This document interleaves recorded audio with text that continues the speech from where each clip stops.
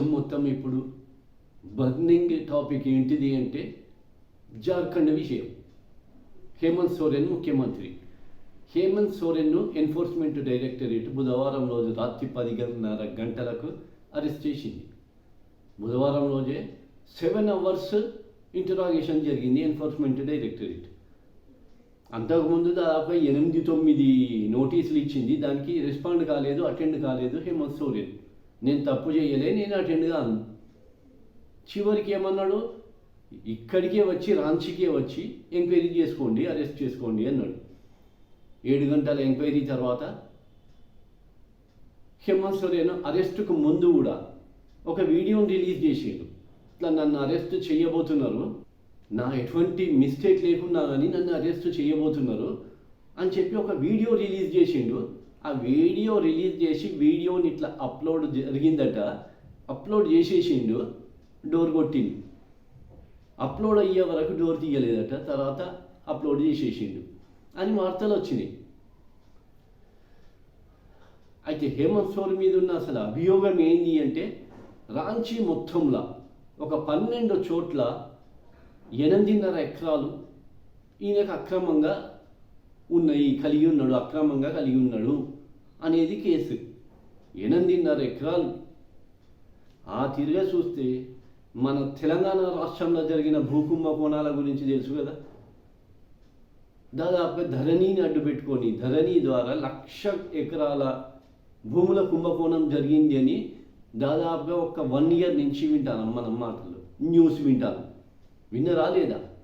ప్రతి ఒక్కరు విని ఉండవచ్చు 1,00,000 ఎకరాల కుంభకోణం జరిగింది అని. సరే, 1,00,000 ఎకరాలు కాకుండా 1,000 ఎకరాల కుంభకోణం అయితే జరిగింది. మరి 1,000 ఎకరాల కుంభకోణం జరిగినప్పుడు బీఆర్ఎస్ గవర్నమెంట్ మీద, బీఆర్ఎస్ నాయకుల మీద ఎటువంటి ఈడీ ఎంక్వైరీ లేదు, ఎటువంటి అరెస్టులు లేవు. 8.5 ఎకరాల హేమంత్ సోరెన్ మాత్రం అరెస్ట్ చేసి పంపింది జైలుకు. అయితే జేఎంఎం, హేమంత్ సోరెన్ పార్టీ పేరు జార్ఖండ్ ముక్తి మోర్చా, వీళ్ళ ఎమ్మెల్యేలు మొత్తం అందరు కలిసి శాసనసభ పక్ష నాయకుడిని ఎన్నుకున్నారు, ఒక లీడర్ని ఎన్నుకున్నారు. ఆ లీడరే నెక్స్ట్ సీఎం అవుతాడు. వీళ్ళు లీడర్ని ఎన్నుకొని గవర్నర్ను టైం కోరిండు. మాకింత మెజార్టీ ఉన్నది కాబట్టి గవర్నమెంట్ను ఏర్పాటు చేసే ఛాన్సు, అవకాశం మాకు ఇవ్వాలి అని గవర్నర్ను కోరుతారు. ఆ కోరడానికని గవర్నర్ను టైం అడిగింది. గవర్నర్ టైం ఇవ్వలేదు, దాన్ని డ్రాగ్ చేసుకుంటూ వచ్చిండు, డిలే చేసిండు గవర్నర్. మొత్తం న్యూస్ మీడియా మొత్తం దేశం మొత్తం మోగిపోయింది. ఏంది అంటే అక్కడ మళ్ళా జేఎంఎం పార్టీని చీల్చి గవర్నమెంట్ని కూలగొట్టాలి అన్నది. ఎట్లాగూ హేమంత్ సోరెన్ జైలుకి వెళ్ళిపోయిండు. ఇక నెక్స్ట్ ఏంది, పార్టీని చీల్చాలి. అక్కడ వచ్చి 81 సీట్లు ఉన్నాయి మొత్తం అసెంబ్లీ సీట్లు. చిన్న రాష్ట్రం, 41 సీట్లు అయితే గవర్నమెంట్ ఫామ్ అవుతుంది. జేఎంఎంకి వచ్చి 43 సీట్లు ఉన్నాయి. హేమంత్ సోరెన్ కలిపి 44 సీట్లు ఉన్నాయి. వాళ్ళు వీడియో కూడా రిలీజ్ చేసిండ్రు. ఎమ్మెల్యేలు మొత్తం లైన్గా 43 మెంబర్స్ నిలబడి 1, 2, 3, 4, 5 అట్లా లెక్క పెట్టుకుంటూ 43 మంది ఎమ్మెల్యేలు ఉన్న వీడియోని రిలీజ్ చేసిండ్రు. మెజార్టీ ఉన్నది వాళ్ళకు. ఇంకా 3 ఎమ్మెల్యేలు ఎక్కువనే ఉన్నారు. హేమంత్ సోరెన్ని కలిపి 44 ఉన్నారు. అవసరం వస్తే కంపల్సరీ హేమంత్ సోరెన్ను కూడా ప్రవేశపెట్టవలసి వస్తుంది. ఇట్లాంటి టైంలో గవర్నర్ అపాయింట్మెంట్ ఇవ్వలేదు అంటే మొత్తం మళ్ళీ చీల్చే ప్రయత్నాలు జరుగుతున్నాయి. చీల్చడానికి వాతావరణాన్ని క్రియేట్ చేస్తున్నారు. జేఎంఎం పార్టీ చీలిపోతుంది అన్న డౌట్ వచ్చేసింది. ప్రయత్నాలు మొదలుపెట్టింది. ఎట్లాగో మళ్ళీ బీజేపీ గవర్నమెంట్ ఫామ్ చేయబోతోంది. ఫామ్ చెయ్యాలని బీజేపీ ఆశిస్తుంది అంటే పార్టీని చీల్చేస్తారు. రూమర్స్ వచ్చినాయి. సెంట్రల్ మీడియా మొత్తం మోగిపోయింది. ఇక గోధి మీడియాలో మొత్తం వీళ్ళు బయటికి వస్తాను, జేఎంఎం పార్టీ నుంచి వీళ్ళు 4 ఎమ్మెల్యేలను పట్టుకొని వస్తాను అన్న ప్రచారాలు బాగా మొదలైపోయినాయి. ఈ శాసనసభ పక్ష నాయకునిగా చెంపై సోరెన్ను ఎలక్ట్ చేసుకున్నారు. చెంపై సోరెనే మాకు కాబోయే ముఖ్యమంత్రి. శాసనసభ పక్ష నాయకుడే సీఎంగా ప్రమాణ స్వీకారం చేస్తాడు. అయితే వీళ్ళు ఏం చేసిండ్రు, ఎక్కడ పార్టీని చీల్చేస్తారు అన్నదానికి మొత్తం క్యాంపు పెట్టడానికి రెడీ అయిపోయింది. నిన్న ఈవినింగ్ ఎక్కడికి క్యాంపు పెట్టడం, వచ్చి మన హైదరాబాద్లో, ఎందుకంటే ఇక్కడ కాంగ్రెస్ గవర్నమెంట్ ఉన్నది, రేవంత్ రెడ్డి సీఎం, కాబట్టి ఇక్కడికి వస్తే సేఫ్టీ ఉంటుంది. డికే శివకుమార్ కర్ణాటక ఉప ముఖ్యమంత్రి ఆధ్వర్యంలో ఇక్కడికి వస్తే సేఫ్టీ ఉంటుంది కాబట్టి ఎమ్మెల్యేలను మొత్తం ఈవెన్ బస్సులల్లో కూడా ఎక్కించి స్టార్ట్ అయినాయి కూడా బస్సులు, 2 చార్టర్డ్ ఫ్లైట్లను కూడా రెడీ చేసి ఉంచింది. కాకపోతే ఏంటంటే ఫాగ్ ఎక్కువ ఉండేనట, మంచు బాగున్నది, దాని కారణంగా ఈ ఫ్లైట్లు ఎగరటానికి పర్మిషన్ ఇవ్వలేదు. ఇది ఒక టెన్షన్. మొత్తానికైతే ఒక మాహోల్ అంతా ఎట్లా క్రియేట్ అయిపోయిందంటే జార్ఖండ్లో అందరినీ తీసుకొచ్చి మన హైదరాబాద్లో క్యాంపు పెట్టాలి అన్నది ఉద్దేశం. ఎందుకంటే గవర్నర్ ఛాన్స్ ఇస్తలేడు, అపాయింట్మెంటే ఇవ్వలే గవర్నర్ అంటే ఆలోచన వేరే ఉన్నది అని అర్థమే కదా. సెంట్రల్ నుంచి ఎట్లా వస్తే గవర్నర్ అట్లా నడుచుకుంటాడు, సెంట్రల్ ఎట్లా చెప్తే అట్లీనుడి అంటే పార్టీని చీల్చే ప్రయత్నంలో ఉన్నది బీజేపీ అని. బీజేపీ ఉద్దేశం కూడా అది. అయితేనా హేమంత్ సోరెన్ను సరెండర్ చేసుకోవాలి. ఇండియా అలయన్స్ కూటమి ఉన్నది కదా, ఇప్పుడు కూటమికి తయారు చేసిన పర్సన్ నితీష్ కుమార్ లొంగిపోయింది భయపడి. రెడ్ డైరీ ఒకటి దొరికింది, కొందరు బిలియనీర్లను, నితీష్ కుమార్కు నియరెస్ట్ పర్సన్స్ను బిలియనీర్ల మీద ఈడీ రేడ్స్ జరిగినాయి. అయిపోయింది, నితీష్ కుమార్ పని అయిపోయి సరెండర్ అయిపోయింది, భయానికి లోనైపోయింది.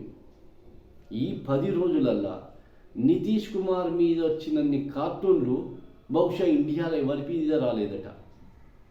100,000 కొద్ది కార్టూన్లు వచ్చినాయట సోషల్ మీడియాలో, మామూలు ప్రింట్ మీడియాలో.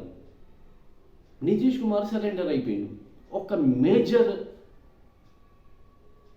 ఇన్సిడెంట్ జరిగిపోయింది, మేజర్ ప్రక్రియ జరిగిపోయింది. బీజేపీకి కావాల్సింది అది, నితీష్ కుమార్ను సరెండర్ చేసుకోవాలి. ఎందుకంటే ఇండియా గఠబంధన్ కూటమిని మొత్తం తయారు చేసిందే నితీష్ కుమార్. ఇక నెక్స్ట్ వచ్చి ఒక్కొక్క పార్టీలను ఇండియా అలయన్స్ నుంచి విడగొట్టాలి. నెక్స్ట్ వచ్చి హేమంత్ సోరెన్ పట్టింది. నితీష్ కుమార్ లొంగిపోయింది, వట్కనే లొంగిపోయింది. అంత పెద్ద లీడర్, అంత టాల్ లీడర్ వట్కనే లొంగిపోయింది. లొంగిపోయి ఒక చరిత్రహీనుడు అయిపోయింది నితీష్ కుమార్. బీహార్ మొత్తం 90% నితీష్ కుమార్ను తిడతాను, తిట్టనోళ్ళు ఎవరు లేరు, 90%. అది హేమంత్ సోరెన్ భయపడి లొంగిపోయి మనీ లాండరింగ్ యాక్ట్ పెడతాను, ఈయన మీద కూడా మనీ లాండరింగ్ యాక్టే, బెయిల్ దొరికాయి, సంవత్సరం పైనే జైలు ఉండాలి. అయినా కూడా లొంగిపోలే. జనవరి 20వ తారీఖు రోజు వీళ్ళ ఎమ్మెల్యేల సమావేశం జరిగిందట. ఈ సమావేశంలో హేమంత్ సోరెన్ వాళ్ళ ఎమ్మెల్యేలకు చెప్పిండు, ఇది పరిస్థితి, మనం సరెండర్ అయ్యి బీజేపీకి, సెంట్రల్ గవర్నమెంట్కు సరెండర్ అయ్యి లొంగిపోతేనా ఏ ప్రాబ్లం ఉండదు, లొంగిపోలేదా జైలుకి పోవాలి, సీఎంగా ఇంకొక దాన్ని మన ఎమ్మెల్యేల నుంచే ఎన్నుకోవాలి, ఏది చేయమంటారు అని. 40 మంది ఎమ్మెల్యేలు కూడా లొంగిపోవద్దని, సరెండర్ కావద్దని సలహా ఇచ్చిందట. జైలుకు పోయినా పర్వాలేదు కానీ సరెండర్ కావద్దు. ఆదివాసీలు కదా వాళ్ళు, కంప్లీట్ ఆదివాసీలు. ఆదివాసీలకు ఒక పట్టుదల ఉంటాడు, వాళ్ళకు ఒక ప్రిన్సిపల్ ఉంటుంది. వాళ్ళ దాంట్లో ఉన్న ప్రిన్సిపల్స్ను వాళ్ళు ప్రాణం పోయినా పర్వాలే ఆ ప్రిన్సిపల్కు కట్టుబడి ఉంటారు, భయపడరు. ఒక చిన్న ఎగ్జాంపుల్ దీనికి, సల్మాన్ ఖాన్ 96లా 95లా కృష్ణ జింకల వేట చేసిండు, కృష్ణ జింకలను చంపిండు, ఏదో షూటింగ్ సందర్భంగా జరిగిన ఇన్సిడెంట్ అది. సల్మాన్ ఖాన్ మీద ఈ ఆదివాసీలు ఎవరైతే ఉన్నారో వాళ్ళు కేసు వేసిండు. ఆ కేసు 20 సంవత్సరాలు నడిచింది. 20 years వాళ్ళు ఆదివాసీలు, చదువు లేని వాళ్ళు, ఏం లేరు, అడవులల్లో బతికేటోళ్ళు వాళ్ళు 20 ఏళ్ళు కేసు కొట్లాడింది. ఎందుకు అంటే ఈ కృష్ణ జింకలను వాళ్ళు తమ పిల్లలలాగా చూస్తారట. సేమ్ ఇక పిల్లలకు కృష్ణ జింకలకు తేడా లేదు, మా పిల్లలను చంపుతారా అని ఒకే పట్టుదల, అంతే. ఎందరు సంజాయించినా ఎందరు చెప్పినా విందే. అంటే వాళ్ళకు ఒక ప్రిన్సిపల్ ఉంటుంది, దానికి కట్టుబడి ఉంటారు. ఆదివాసీల లక్షణం ఇది. మిగతా వాళ్ళు అసలే కాదు, పైసలు ఆశ చూపిస్తే లొంగిపోతారు. సల్మాన్ ఖాన్కి ఆఖరికి శిక్ష పడ్డది. కాకపోతే ఏంటంటే మళ్ళీ వెంటనే బెయిల్కి వచ్చింది. ఆ బెయిల్ కూడా ఒక 200 కోట్లతోటి బెయిల్ వచ్చింది అని వార్తలు కూడా వచ్చినాయి. ఇగో ఇది వీళ్ళు పైసలకు లొంగిపోతారు, కానీ ఆదివాసీలు లొంగిపోరు. వాళ్ళకు ఒక ప్రిన్సిపల్ ఉంటుంది, దాన్ని పాటిస్తారు వాళ్ళు. అదే సేమ్ ఇక్కడ హేమంత్ సోరెన్ జరిగింది. రైతులు, హర్యానా రైతులు స్ట్రైక్ చేసి లేదా 12-13 ఏళ్ళు దాకా 600 మంది చిల్లర చనిపోయింది. అయినా వెనకకి తగ్గలే, పట్టుబడితే వదలరు వాళ్ళు కూడా. జాట్స్ కూడా అంతేనట, ఈ ఆదివాసీలు ఎట్లనో జాట్లు కూడా అంతేనట. జాట్లు పట్టుబడితే వదలరట వాళ్ళు, అంతు తెలియవలసింది దాన్ని. ఈసారి జాట్లందరూ కూడా బీజేపీకి వ్యతిరేకంగా ఉన్నారు, బీజేపీకి వ్యతిరేకంగా ఉన్నారు జాట్లు. హేమంత్ సోరెన్ ఒక్కరోజు జ్యుడిషియల్ కస్టడీకి ఇచ్చిండు, జైలుకు కూడా తరలించిండు. వాళ్ళ తరఫు లాయర్లు సుప్రీంకోర్టులో కేసు వేసిండు. ఇక ఈరోజు దాని మీద వాదనలు ఉన్నాయి. ఇక బెయిల్ అయితే ఇప్పుడు దొరకది, పిఎంఎల్ఏ కేసు కాబట్టి, prevention of money laundering case కాబట్టి బెయిల్ అయితే ఇప్పుడు దొరకది. కాకపోతే ఏంటంటే జరిగిన కొత్త పరిణామం ఏంటంటే గవర్నర్ సోరెన్ను సీఎంగా నామినేట్ చేసిండు. ముందు నామినేట్ చేస్తారు, మెజార్టీ ఉన్నదని తెలుస్తుంది కదా, వాళ్ళు క్లెయిమ్ చేసుకుంటారు, మాకు ఇంతమంది మెజార్టీ ఉన్నది, గవర్నమెంట్ని ఫామ్ చేసేది మాకున్నది కెపాసిటీ, మాకు అవకాశం ఇవ్వండి గవర్నమెంట్ని ఏర్పరచడానికి అని కోరుతారు వీళ్ళు. దానికి గవర్నర్ ఒప్పుకొని చెంపై సోరెన్ను నామినేట్ చేసిండు సీఎంగా. గవర్నర్ ప్రిన్సిపల్ సెక్రటరీ వచ్చి ప్రెస్ మీట్లో చెప్పిండు, గవర్నర్ గారు అయితే నామినేట్ చేసిండు సీఎంగా చెంపై సోరెన్ను, వాళ్ళు ఎప్పుడు ప్రమాణ స్వీకారం చేసుకుంటారో అది వాళ్ళ ఇష్టం మీద డిపెండ్ అయి ఉంటుంది, వాళ్ళు ఎప్పుడైనా వచ్చి ప్రమాణ స్వీకారం చేసుకోవచ్చు అని డిక్లేర్ అయింది. మొత్తానికైతే మళ్ళా ఇండియా అలయన్స్ కూటమే గవర్నమెంట్ని ఫామ్ చేస్తుంది. అక్కడ ఒక టైంలో చీలిపోతుంది అనుకున్నారు జేఎంఎం పార్టీ, ఆ పరిస్థితి కనబడ్డది. కాకపోతే సాధ్యం కాలేదు, బీజేపీకి చీల్చలేకపోయింది. హేమంత్ సోరెన్ జైలుకు పోయినా జేఎంఎం పార్టీ మాత్రం మళ్ళీ గవర్నమెంట్ని నిలబెట్టుకోగలిగింది. బీజేపీకి ఇక్కడ ఎదురుదెబ్బే దాకింది, నిరాశ మిగిలింది. ప్రయత్నం చేయబోయిండు, లొంగ తీసుకుందామని ఫోర్స్ పెట్టిండు, ఈడీని పెట్టిండు, లొంగిపోలే హేమంత్ సోరెన్. పార్టీని చీల్చడానికి ప్రయత్నం చేసింది, అట్లా అది కూడా జరగలేదు, అది కూడా చేయలేకపోయింది, అక్కడ ఫెయిల్యూర్ అయిపోయింది.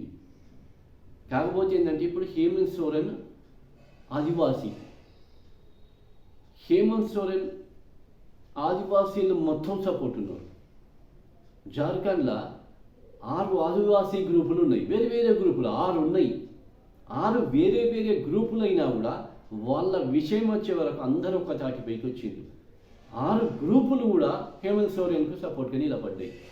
బాణాలు విల్లులు పట్టుకొని జులూస్ తీసిండు, వాళ్ళు ర్యాలీ తీసిండు, బాణాలు విల్లులు పట్టుకొని. గ్రూపులు 6 ఉన్నా కూడా మళ్ళీ కలిసిపోయినాయి. అంటే ఇప్పుడు వచ్చింది బీజేపీకి రాబోయే ఎలక్షన్లల్లో దీనివల్ల నష్టమే జరగవచ్చు, లాభం మాత్రం జరగదు. లాభాన్ని ఆశించి చేసిండు, కానీ అది బెడిసికొట్టే పరిస్థితే ఉన్నది. ఆడ బీజేపీ దెబ్బతినే ఛాన్స్ ఎక్కువ ఉన్నది.